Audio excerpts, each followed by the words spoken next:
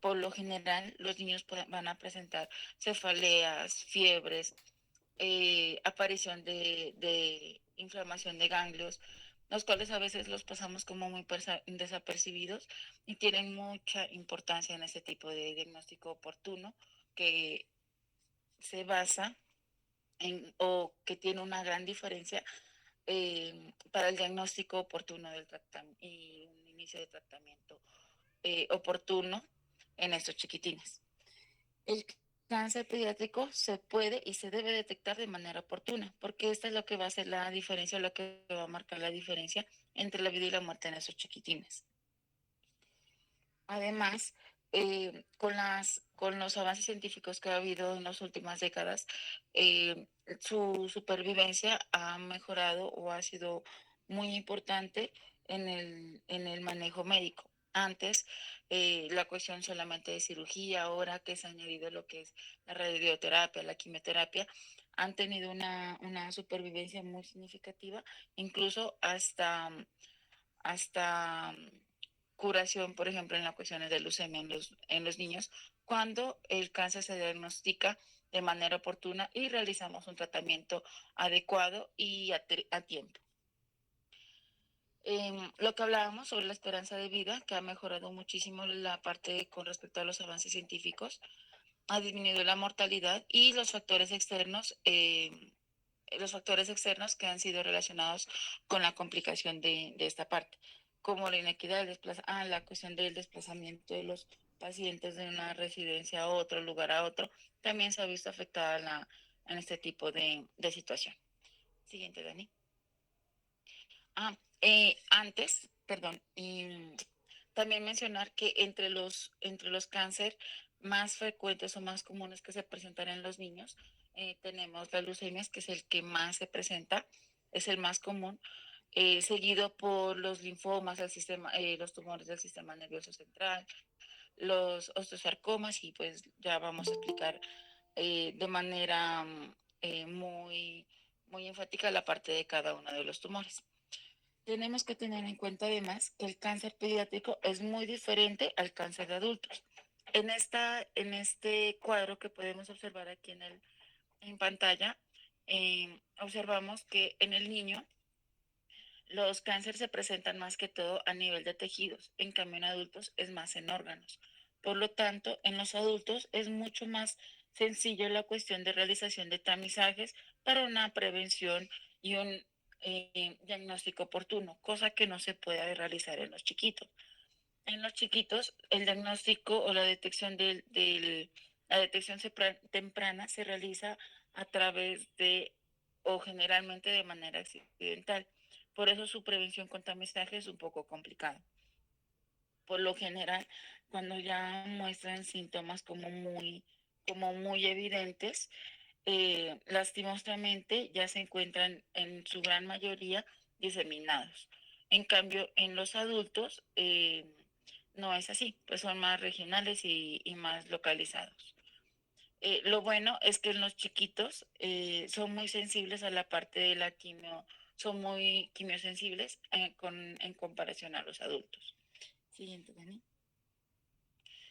Con respecto a los factores de riesgo, contamos con o se presentan varios factores de riesgo que los podemos clasificar por grupos. Por ejemplo, en los factores físicos, tenemos que la radiación ionizante es el causante de entre el 3 al 5% de las neoplasias. Con respecto a las sustancias químicas y medicamentos, em, cuando son medicamentos tomados por las madres en su estado de gestación, van a aumentar su riesgo a nivel de la aparición de una neoplasia. Por ejemplo, la exposición a plaguicidas está muy relacionado con el desarrollo de leucemias, linfomas no Hodgkin, neuroblastomas. Por ejemplo, los solventes como el benceno, pues están muy relacionados o son un factor de riesgo para la aparición de una leucemia. En los factores biológicos, mm, y ya lo vamos a ver más adelante, son muy relacionados a la cuestión de virus. Por ejemplo, el VIH, la hepatitis B, C, papilomavirus. están muy, según donde se localicen o según donde estén asociados y según el virus y los tejidos que vayan a afectar, va a ser la aparición de la neoplasia. Con respecto a los factores genéticos y familiares, tenemos que los más comunes que se pueden presentar o los más importantes son el retinoblastoma y el tumor de Wills bilateral. Además, que hay condiciones genéticas que hacen que su factor de riesgo a aparición de neoplasias incremente un poco más. Por ejemplo, es la cuestión del síndrome de Down. Y con respecto a la edad, los cánceres se pueden presentar a cualquier edad, pero hay cierto tipo de cáncer o neoplasias que se pueden o que se presentan en ciertas edades o en ciertos grupos de edad son mucho más frecuentes, como en la siguiente diapositiva lo podemos observar aquí. Entonces, en los grupos menores de 5 años es más variado con respecto entre los 5 10 y mayores de 10 años, como lo pueden ver. En menores de 5 años, las leucemias pues aparecen en todas, ¿no? El neuroblastoma, el tumor de Wilms, los tumores testiculares o el retinoblastoma se presentan más frecuentemente en menores de 5 años. En cambio, entre los 5 a 10 años y mayores de 10 años son casi los mismos, a diferencia de el sarcoma de partes blancas, que es más frecuente entre los 5 y 10 años, y el tumor de células germinales, que es más frecuente en los mayores de 10 años. Siguiente, Dani. Bueno, vamos a comenzar a hablar sobre los tipos de cáncer más frecuentes en los niños. Como ya hemos mencionado, las leucemias son el tipo de cáncer más frecuente en los chiquitines, en el cual em, la leucemia linfoblástica aguda es la que más se presenta dentro de este grupo, ocupando más o menos las tres cuartas partes de dentro, pues, como digo, dentro de este grupo. Esta es un grupo de enfermedades malignas que se van a presentar en un aumento no controlado de células sanguíneas, ocasionando que las células de la médula pasen de células mieloides a células mielocíticas, generando alteraciones pues, en la parte sanguínea con disminución de glóbulos rojos, plaquetas, glóbulos blancos. Y según pues la condición como se presenta, igual en el hemograma vamos a evidenciar una pancitopenia y van a ser los síntomas. Por ejemplo, en el cuadro, en la cuestión de anemia, la palidez, la astenia, dinamia, en la parte de la leucopenia, cuadros febriles prolongados, grupo X, enfermedades o infecciones recurrentes, en la cuestión de trombocitopenias, petequias, epistaxis, puede presentarse organomegalias. Por lo tanto, cuando se sospeche ese tipo de situaciones, lo básico es tomar un hemograma. O sea, como se dice, un hemograma no se le niega a nadie para poder, y es un signo de alarma en el cual podemos, cuando tenemos el signo de alarma, podemos encontrar alguna variedad o algún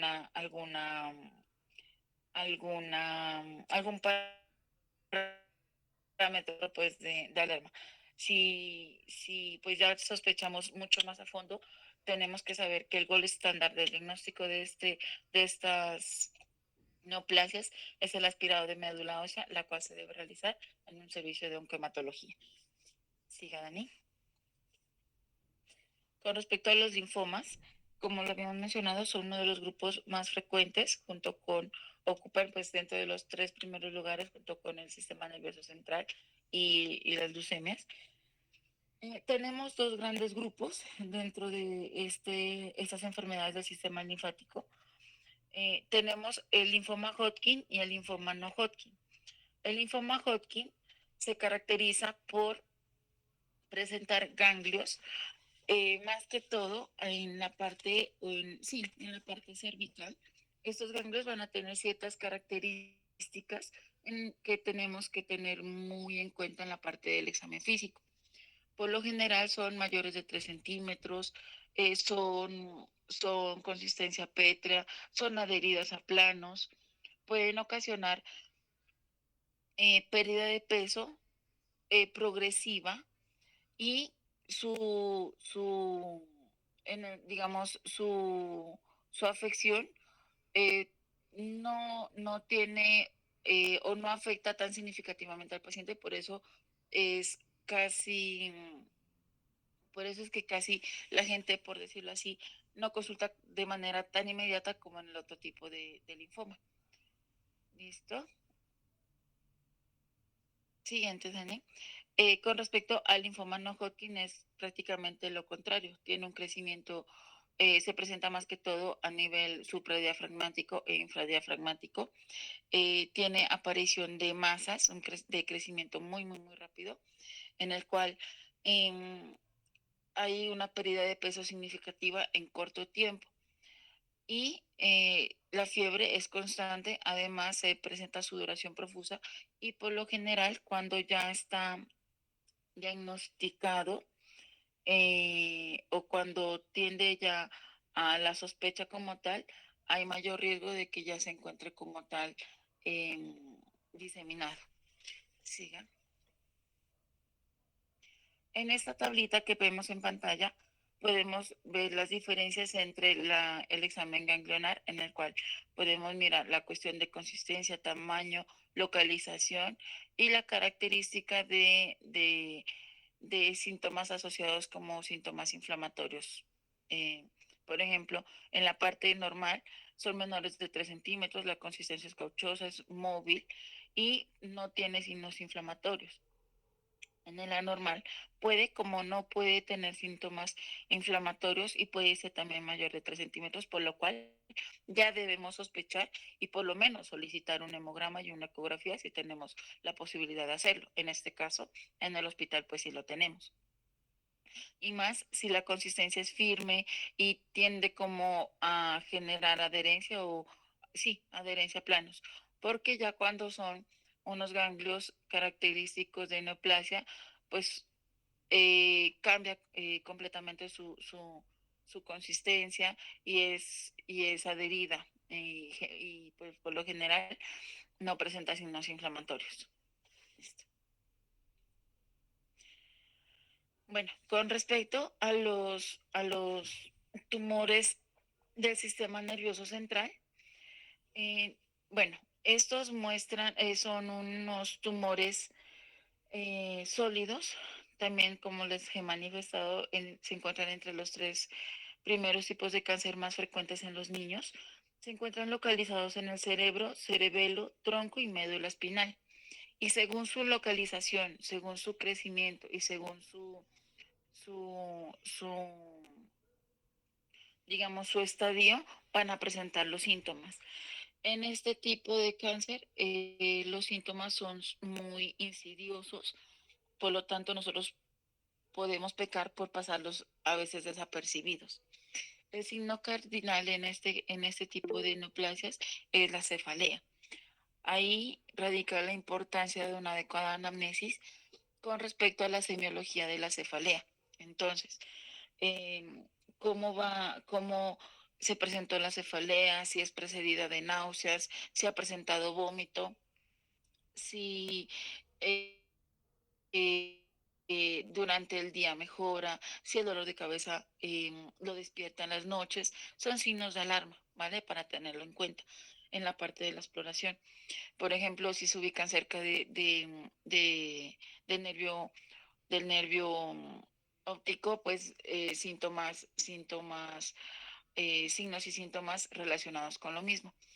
Pueden presentarse náuseas, vómito, alteraciones del comportamiento, alteraciones en la parte de la marcha. Todo pues depende de la localización del tumor. Siga, Dani. Bueno, con respecto a los tumores óseos, tenemos el osteosarcoma y el sarcoma de Ewing. Son los más comunes entre los tumores primarios pues a este nivel. Son unos tumores malignos, sí tienen su característica es muy agresiva. Se presentan por lo general entre la adolescencia Es muy raro presentarse o verse en menores de 5 años.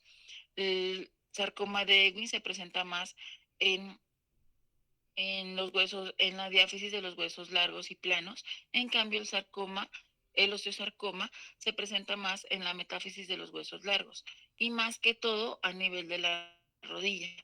Por lo tanto, según cómo, según cómo, según cómo vaya su crecimiento, va a haber limitación para la marcha o fracturas patológicas. Esos tipos de cáncer se presentan más frecuentemente en los hombres. Por lo tanto, como les digo, el principal síntoma de este tipo de cáncer es el dolor, ¿vale? Tenga o no tenga antecedente de trauma. Además, la palpación o la evidencia en la inspección de una inflamación a nivel pues de la parte del dolor. Con esos chiquitines eh, toca tener mucho cuidado porque, listo, si bien no se puede evidenciar una metástasis clínica en el momento del diagnóstico, sí casi en su mayoría se puede presentar metástasis, me- perdón, metástasis microscópicas subclínicas a nivel pulmonar.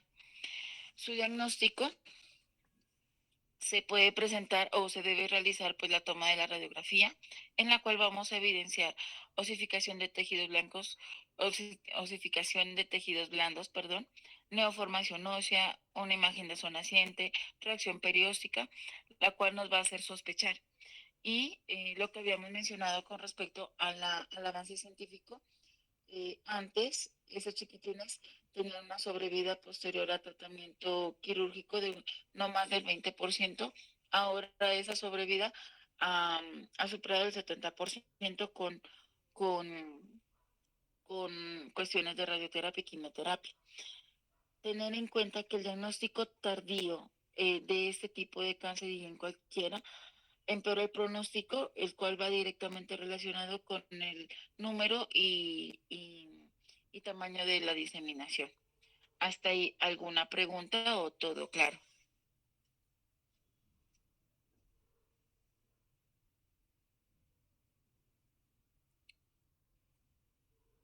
¿Alguna pregunta?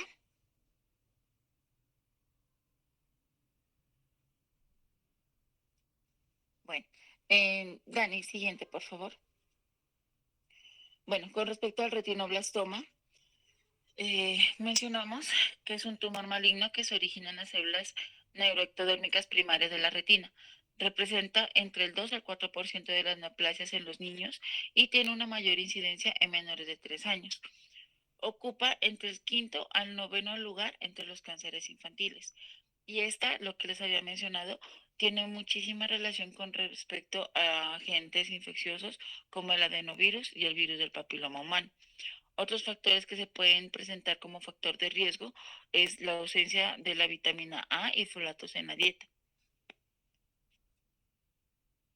Los signos y síntomas característicos de esto que podemos generar la cuestión de la sospecha es la leucocoria como principal, el estrabismo del ojo afectado o también la heterocromía, la cual, eh, la cual vamos a evidenciar o su forma de examinación va a ser con el fondo de ojo con dilatación pupilar. Si llegamos a tener una sospecha de este tipo de tumor, valoración lo más pronto posible por la parte de oftalmología, para disminuir así la morbilidad y la mortalidad en esos chiquitines. Siguiente, Dani. Bueno, con respecto al rabdomiosarcoma, mencionamos que es un tumor sólido de gran malignidad y que se origina en las células del músculo esquelético. Tiene mucha relación con respecto o con la localización de donde se va desarrollando y los órganos vecinos a estos para los síntomas que se puedan presentar. Por ejemplo, pues en su gran mayoría se presenta en cabeza y cuello, por lo cual va a generar síntomas como disfonía, disfagias, tumefacción de los tejidos afectados, presencia de sinusitis, otitis crónicas que podría también ocurrirse secreciones mucopurulentas o en el tracto genitourinario, que es en menor proporción, síntomas irritativos urinarios, o en la parte de extremidades, la inflamación, dolor, enrojecimiento a nivel de la extremidad afectada. Siguiente. Por lo tanto, como si se dan cuenta, son síntomas muy insidiosos que a veces uno puede pasar por alto. Por ejemplo, otra de las cosas, si tenemos una nena con sangrado vaginal de manera inexplicable, sin trauma, sin nada, eh, obviamente pues no tiene menarquia, tratar de sospechar ese tipo de situaciones con una indagación muy profunda. ¿Listo? Sigue, Dani. Con respecto al tumor de Wilms, bueno, decimos que este cáncer es el más común en los niños, es un cáncer del riñón. Se puede presentar entre los niños entre 2 a 3 años. Puede ser unilateral o bilateral. Está muy asociado con la parte de las malformaciones congénitas, musculoesqueléticas, geniturinarias y oftálmicas. Su clínica, en la mayoría de los casos, casi en un 80-90%, se presenta como una aparición de una masa, perdón, que no va a presentar por lo general dolor, pero puede generar una distensión abdominal, lo que también hace consultar a los papitos.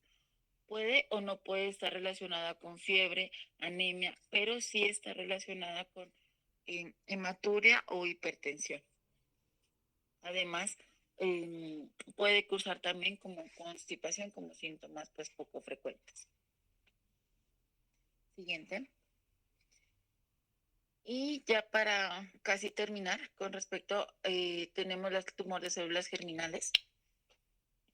Estas son neoplasias benignas o malignas que pueden crecer en las gónadas o en sitios extragonadales.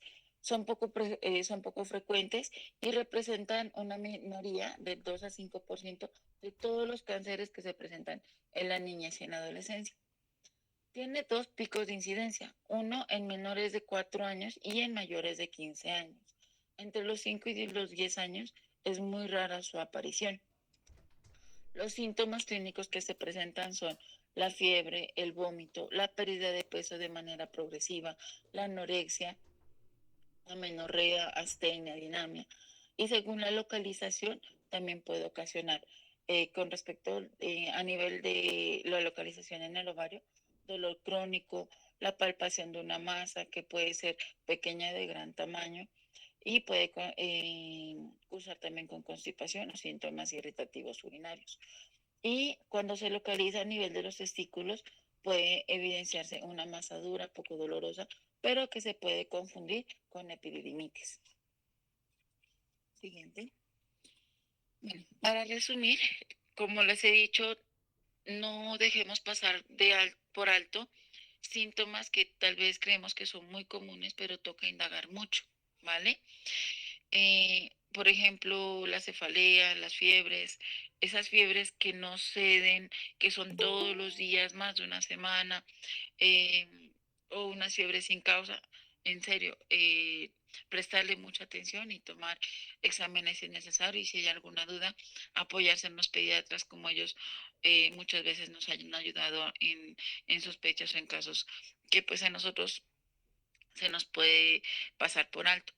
La presencia de las equimosis, los sangrados, las petequias, las astenias, adinamias, las palidez, la cuestión de palidez, los dolores abdominales crónicos, las infecciones infecciones recurrentes que no presentan mejoría, las cefaleas, los vómitos, la forma de los vómitos, la característica de estos, las pérdidas de peso sin explicación, entre otras, como podemos evidenciar ahí.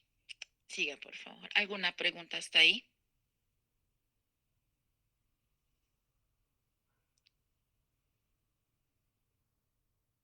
Sigue, Dani. Bueno, entonces, para dar continuación a la charla, mm, vamos a comenzar a determinar cuál es la clasificación según AYEPE de este tipo de pacientes. Entonces, teniendo en cuenta si determinamos que el paciente tiene un cáncer o una enfermedad muy grave, algún riesgo de cáncer o poca probabilidad de cáncer.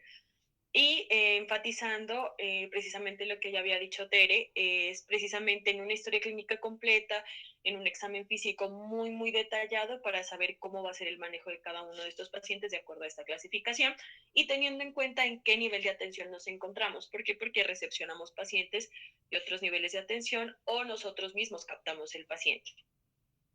Entonces, ¿qué es lo que tenemos que preguntar y qué es lo que tenemos que tener en cuenta a la hora de evaluar este tipo de pacientes? Preguntar si ha tenido fiebre por más de 7 días, sudoración, si presenta cuadro clínico de cefalea, si ese es un dolor progresivo, si se ha presentado durante las noches que hace que el niño se levante en las madrugadas, si se acompaña esa cefalea con emesis o se ha presentado dolor en las extremidades que interrumpe las actividades o que ha ido en incremento o se ha presentado pérdida de apetito, pérdida de peso o fatiga en los últimos 3 meses.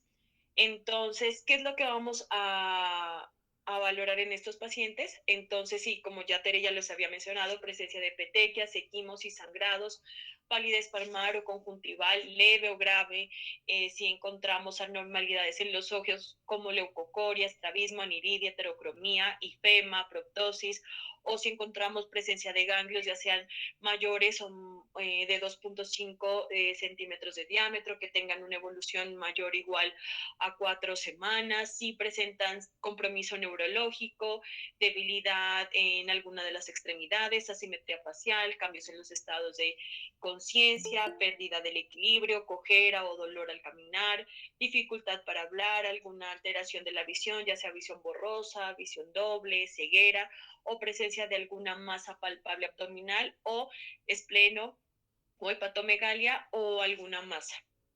Entonces, comenzamos con la primera clasificación, que es cuando este paciente tiene posible cáncer o enfermedad muy grave, que es todo lo que yo ya les había mencionado y lo que Tere ya había mencionado anteriormente, adicional a alguna alteración del hemograma como la pancitopenia o alguna alteración en nuestros estudios de imagen, ya sea una ecografía, una tomografía o una radiografía, de acuerdo a lo que necesite nuestro paciente.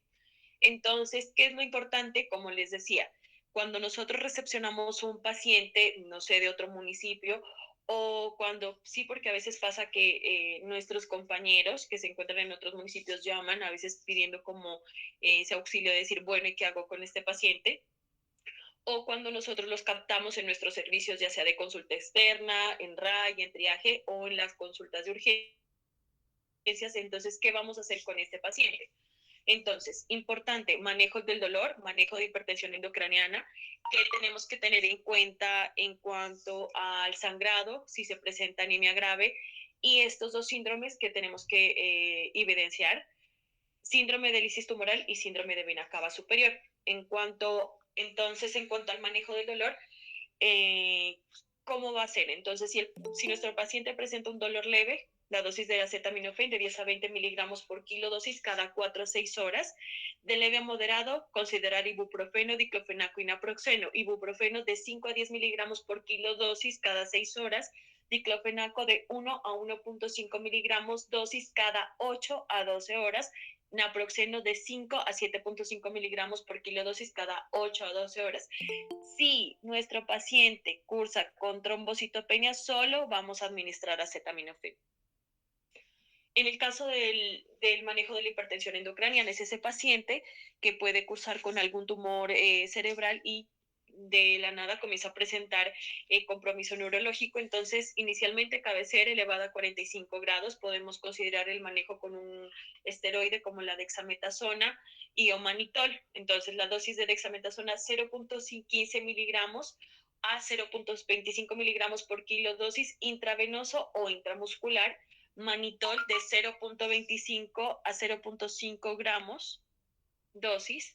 Si este paciente comienza a presentar alguna crisis convulsiva, diazepam de 0.3 miligramos por kilo IV en una dosis máxima de 10 miligramos y un máximo de 3 dosis. Y posteriormente fenitoína de 10 a 15 miligramos por kilo IV. No es rápido, es un bolo de 30 minutos, más de 30 minutos, no es rápido. ¿Listo? Entonces, si nuestro paciente presenta algún tipo de hemorragia o anemia grave, entonces en anemia transfundir con glóbulos rojos empaquetados a 10 cc por kilo y trombocitopenia menor de 50,000 con manifestaciones de sangrado, se transfunde plaquetas y se vigila y se mantiene en reposo. Entonces, eh, cuando vamos a identificar un paciente que cursa con un síndrome de lisis tumoral, entonces es ese paciente que que puede ocurrir, digámoslo así, de alguna forma espontánea, con tumores grandes o con leucemias que cursen con hiperleucocitosis posterior a la aplicación de alguna quimioterapia. Entonces, este tipo de síndrome cursa con varias alteraciones metabólicas. ¿Y cómo lo podemos identificar? Con esta triada clásica, que es la hiperuricemia, la hiperfosfatemia y la hipercalemia. En el caso de la hiperuricemia, esta se produce por la degradación aumentada de los ácidos nucleicos con una secundaria destrucción de las células tumorales. En el caso de la hipercalemia, es cuando ese potasio se acumula dentro de la célula tumoral produciendo una insuficiencia renal secundaria. La hiperfosfatemia es cuando, bueno, tener en cuenta que los linfoblastos contienen 4 veces más fosfatos que los linfocitos normales. Entonces, ¿qué pasa? Que ese fósforo comienza a acumularse y es cuando esa relación aumenta y se precipitan en la microvasculatura y causando hipocalcemia, acidosis metabólica o una insuficiencia renal aguda. Entonces, digamos que las consecuencias de todo este tipo de alteraciones son la insuficiencia renal, alteraciones cardíacas, alteraciones de la conciencia, insuficiencia respiratoria, dolor abdominal, alteraciones neuromusculares como temblor fino, fibrilación muscular, tetania y convulsiones. Entonces, ¿cómo vamos a manejar este paciente? Lo que ya venimos haciendo en urgencias como la hiperhidratación ayer hablábamos inclusive de una de las preguntas que nos hicieron si era que hacíamos la alcalinización con 50,000 equivalentes por litro de bicarbonato para poder mantener el pH urinario. Eso no lo hacemos en urgencias. Igual nos explicaban que realmente es algo que no tiene evidencia. La idea de la hiperhidratación es poder mantener el volumen urinario. El volumen urinario de estos pacientes tienen que mantenerse en más de 3 cc por kilo hora y también mantener la densidad urinaria y la reducción de ácido úrico con allopurinol a 10 miligramos por kilo día o 300 miligramos por metro cuadrado día dividido en 3 dosis. A ver, Claudia pregunta, buenas noches, uso de AINES en paciente oncológico. Entonces, según AYEPI, esto es lo que podemos manejar, a no ser que nuestro paciente curse con una trombocitopenia, solo acetaminofén. Bueno, entonces para identificar al paciente con síndrome de vena cava superior, es ese síndrome en el que se caracteriza por la obstrucción del flujo de la sangre a la vena cava superior, dificultando el retorno venoso hacia la cabeza y cuello. Entonces, la etiología más frecuente se presenta en linfoma Hodgkin o Hodgkin y leucemia linfoblástica aguda tipo T. Digamos que la clínica prevalente, sudoración profusa, pletora con cianosis facial, edema de extremidades superiores, ingurgitación yugular, circulación colateral torácica. En el caso de que podemos cursar con un síndrome de mediastinos superiores, es ese síndrome que se presenta cuando hay compresión de la vía aérea, compromiso de la tráquea, produciendo síntomas de obstrucción de vía aérea como tos, disnea, ortopnea y estridor. ¿Qué manejo vamos a darle a este paciente? Entonces, principalmente asegurar vía aérea. Elevación de la cabecera, oxígeno diurético si lo requiere y si se ve de acuerdo a la clínica del paciente el uso de dexametasona como rescate, valoración por servicio en comatología y pues admisión a una unidad de cuidado intensivo. ¿Hasta ahí algo otra pregunta?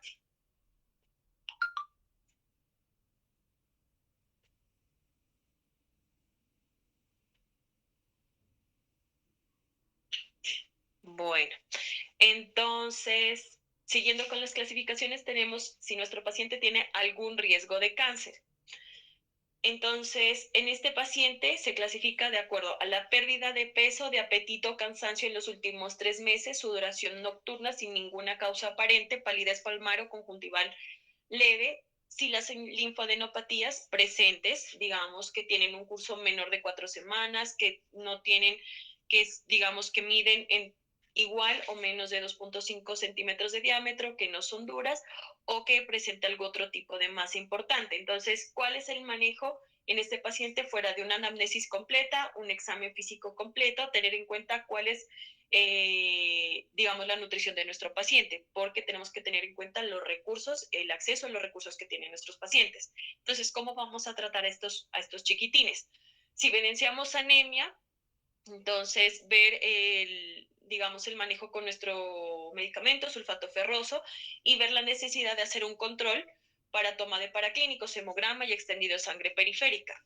En el caso de las linfadenopatías, dependiendo de, como les digo y reiteramos con Tere, la clínica de nuestros pacientes, ver la necesidad de un manejo antibiótico, cefalexina o dicloxacilina, a dosis de 50 miligramos por kilo día en 3 dosis, y citar un control en 14 días.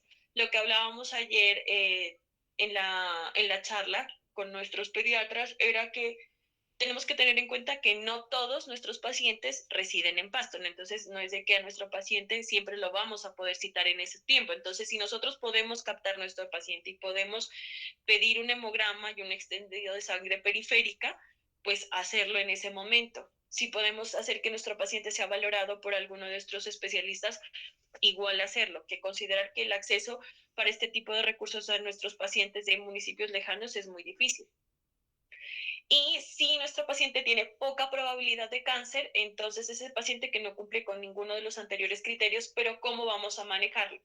Entonces, recomendaciones preventivas de promoción y estilos de vida saludables, enfatizar en esquemas de vacunación completos, asistencia de control de crecimiento y desarrollo, y explicar a nuestros papás los signos de alarma. Entonces, si tiene fiebre, si vomita todo, si no recibe líquidos, si presenta alguna manifestación de sangrado, respira con dificultad, o si evidencia que está muy pálido, o si ve bien, o si no se ve bien o empeora. Entonces aquí les explico nuevamente en cuanto a la consulta de seguimiento que hacemos a nuestros pacientes, teniendo en cuenta si son de algún tipo de rural disperso. Entonces, citar, si lo digamos, lo citamos, no sé, como según la guía de ayer dice, a los 14 días. Entonces, ¿qué es lo que vamos a preguntarle a estos papitos? Si presenta algún síntoma nuevo, si es sí, nuevamente, evaluación completa, examen físico completo, tocar, ver al paciente. Si es no, entonces, mamá, tu bebé sigue igual, mejor o ha empeorado. Entonces, si mejor, igual o peor, igual. Si podemos citar otro control, hacerlo. O referirlo al servicio de consulta externa para seguimiento prioritario con pediatría, o si ese paciente necesita valoración por oncomatología, porque ese paciente no mejora, definitivamente no mejora, o le pedimos estudios y se evidencia un compromiso pues importante, valoración con el servicio de oncología y pediatría. No sé si tienen alguna pregunta, alguna duda, compañeros.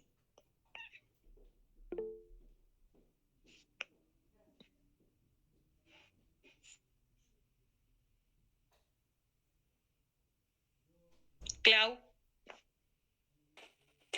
Hola, sí, gracias. Buenas noches. Pues primero, doctoras, felicitarlas a ti, a Tere. Pues una revisión muy didáctica eh, acerca de todos los casos, porque es un tema muy grande, ¿no? O sea, para abarcar. Mi pregunta, y más que todo, pues es como, no sé, algo de pensar más bien como en el escenario en el que estamos. IEPI me parece que es una muy buena estrategia utilizada en primer nivel, ¿sí? Entiendo que se tiene que manejar pues un protocolo y demás por el ministerio que así lo asigna, pero nosotros estamos en un hospital pues de tercer nivel, donde pensar, por ejemplo, poníamos una imagen de una masa, de una adenopatía, manejarla con cefalexina y cloxa y mirar cómo evoluciona. Entonces, si nosotros estamos ya en un hospital donde tenemos todas las herramientas, pues sería casi, no sé, ¿no? Indiferente de la situación, no hacer un estudio de esa masa, hacerle un seguimiento adecuado. Tenemos todas las herramientas y no dar un diagnóstico nosotros en ese estado, o sea, no guiarnos solamente por AYEPI, sino mirar en el contexto en que estamos. Entonces, no sé si de esa forma podríamos aclarar ese punto, si nosotros tenemos, bueno, a ver, tenemos un niño, bueno, obviamente lisis y demás, pues van a entrar urgencias y demás, pero estos niños que llegan con esas masas cervicales, que es muy común, mirar si es un proceso infeccioso, si es un proceso de malignidad, pero sí deberíamos ya mandar un paciente con diagnóstico, ¿no? No un control en 14 días, pensando, no sé si me equivoco. Por el otro lado, me llama la atención el uso de AINES. Nosotros, pues obviamente la dipirona casi nunca, pues esperemos que nunca, pero el uso de AINES tiene consecuencias, o sea, no es tan fácil y más. Recordemos que estos niños por todas las complicaciones pueden hacer fallas renales, tienen ya, pueden hacer trombocitopenias severas, entonces tenemos acetaminofén oral, podemos hacer acetaminofén intravenoso y ya mirar el uso de ese AINES, cierto que pronto ayer lo dice, pero hasta donde sé nosotros nos restringimos un poco por eso. Entonces, pues doctora, muchas gracias por su presentación, pero sí quisiera que me aclararan esas dos dudas. Gracias. Bueno, eso precisamente era lo que hablábamos ayer. Hola, Doc. Buenas Bueno, noches. ay, sigan, sigan. Bueno, disculpa que te interrumpa. Buenas noches. Ayer, lamentablemente, no tuve la oportunidad de acompañarlos en la charla, pero yo sé que se habían generado estas dudas y, y es bueno aclararlas. Lo primero, lo que dice la doctora Patiño respecto al, al manejo y al enfoque que nosotros le damos. Yo quise darle este enfoque, doctora Patiño. Y la razón es que tuvimos atenciones de niños que venían con síntomas sugestivos por atenciones por otras cosas. O sea, por ejemplo, le voy a plantear, era un niño con un caso de vómito, ¿sí? Vómito persistente, y en los signos vitales lo único que tenía era taquicardia. Al examen físico tuvo que haber estado pálido, doctora. Consultó 3 veces por vómito persistente y le manejamos su síntoma, el vómito.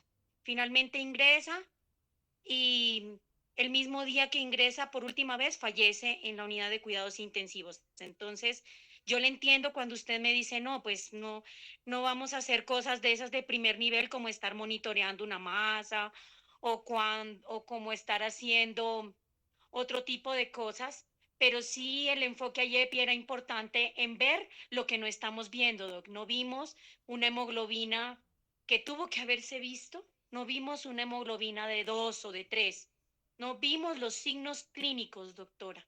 Entonces, esa es una preocupación muy grande, porque tener un niño que en 15 días consulta 3 veces y finalmente fallece, pues tal vez el desenlace hubiese sido el mismo, doctora. Iba tal vez a fallecer, pero la familia hubiera tenido la oportunidad de hacer un duelo, de entender lo que estaba pasando y de entender por qué ese chiquito iba a fallecer. Esa es en primera medida, y por eso yo pedí a las doctoras Daniela y Teresa que me colaboraran, y ellas muy amablemente han hecho este ejercicio en cuanto a, a recordar algo que no se nos puede olvidar en cualquier ámbito en el que estemos, que es observar al paciente, tocar al paciente, eh, tocar si hay una hepatomegalia, una esplenomegalia, unas adenopatías, que a veces no son tan perceptibles a la simple vista, sino que uno tiene que hacer un poquitico de un examen más juicioso para poderlas detectar. Esa es la situación.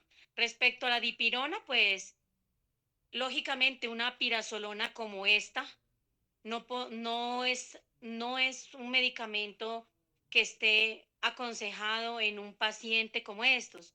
Estos manejos de los que hablaron las doctoras son lo que uno hace en un lugar donde no tiene la tecnología que tenemos nosotros. Como le reitero, el objetivo principal era eh, buscar los síntomas, acordarnos de que el niño puede que venga por otra cosa, puede haberse caído de la terraza y él viene porque se cayó de la terraza, pero resulta que le hacemos las tablas y está desnutrido. Puede ocurrir que el niño se cayó de la misma terraza y le tocamos ganglios, adenopatías y lo vemos pálido y se cayó porque se desmayó porque tiene anemia, doctora. Ese más o menos era el ejercicio que yo había pedido a las doctoras y creo que en ese sentido debemos manejarlo. Lógicamente, en nuestro hospital tenemos oncólogas. Si yo le veo una alteración en su fórmula leucocitaria, no voy a esperar a hacer ningún estudio adicional. Yo hablo con el pediatra y se solicita las interconsultas. No sé si quedó un poquito más claro, mi doc. Sí, sí, yo me refería era como al manejo, ¿no? Como tal, del paciente, en este caso, cuando detectamos cáncer infantil. Y tiene, en ese sentido, pues tiene toda la razón.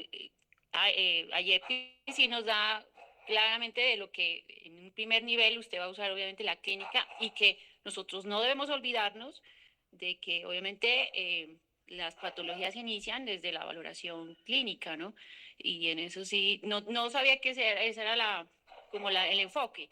Me refería al manejo, pero sí me parece interesante. Y en este caso, que es para el paciente oncológico como en otras patologías. Realmente, y el informe pues esa parte del riesgo clínico que nosotros tenemos en urgencias por muchos factores, si se están dejando, no sé, alguna forma, algún instrumento, algo que nos permita tener pendiente todos sus signos de alarma, sí sería interesante. De todos modos, muchísimas gracias por la presentación.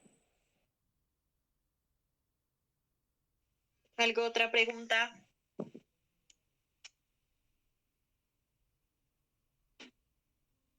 Doc, yo quería hacer otra aclaración.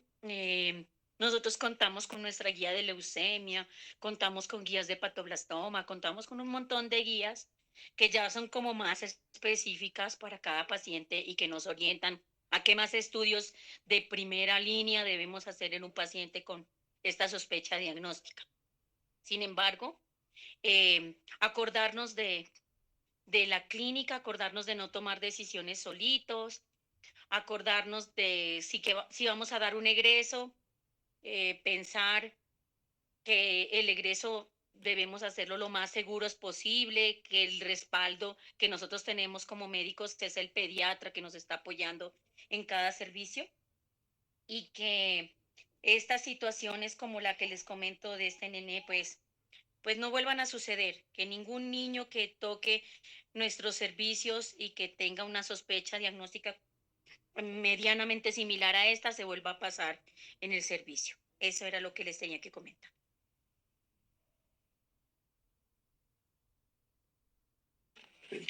Muchas gracias. Gracias, doctora Ana Milena, pues por la aclaración. A la doctora Daniela y a la doctora Teresa, mil gracias por la revisión de tema.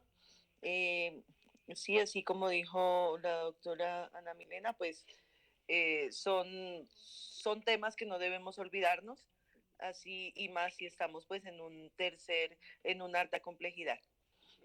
No olviden, por favor, registrar la evaluación del día de ayer, del 235 conectados, solo había 25 evaluaciones respondidas, entonces para que por favor la hagan. Estos resultados se pasan a talento humano, debemos presentar coberturas del 100%. Entonces, no se olviden, mil gracias, feliz noche para todos y que descansen. Muchas gracias por todo. Muchas gracias a todos. Muchas gracias, doctoras, muy amables. Gracias. Buenas noches.